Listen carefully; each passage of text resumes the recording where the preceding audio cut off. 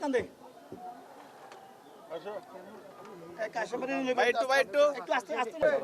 কি প্রোগ্রাম বললো কি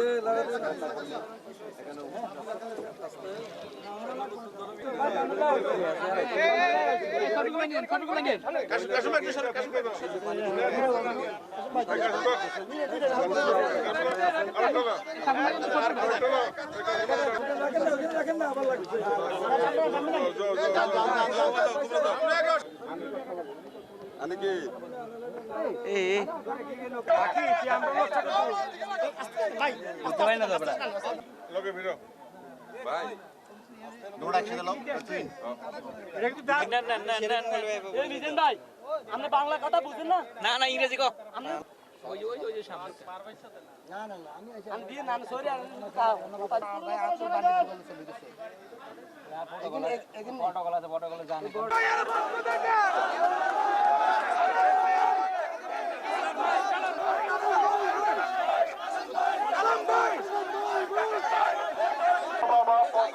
করতে আসি নাই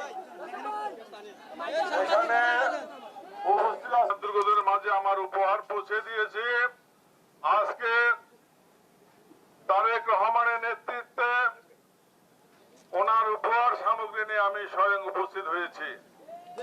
আরেকদিন আপনাদের মাঝে এসে আমি জনসভার মাধ্যমে আজকে আমি এখানে এসেছি আমার ওনার কিছু উপহার নিয়ে।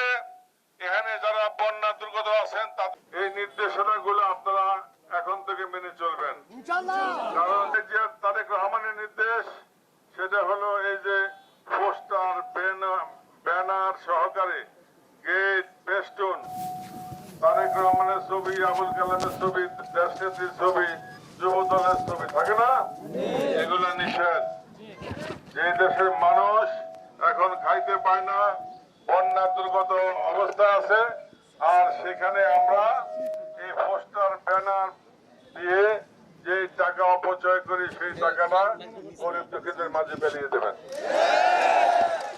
এই সরকার অন্তর্বর্তীকালীন সরকার তারা চেষ্টা করতেছে দেশটাকে মেরামত করার জন্য, দেশটাকে সংস্কার করার জন্য। আমরা উতলা হইলে চলবে না। আমরা এই অন্তর্বর্তীকালীন সরকারকে আমরা সময় দিব এবং সময় দিচ্ছি। আমরা সহযোগিতা করব, সহযোগিতা করছি, এবং আপনারাও আপনার এলাকা থেকে এই অন্তর্বর্তীকালীন সরকারকে সহযোগিতা করবেন যাতে অতি তাড়াতাড়ি দেশটাকে মেরামত করে একটি সুষ্ঠু নির্বাচন দিয়ে ক্ষমতা হস্তান্তর করে।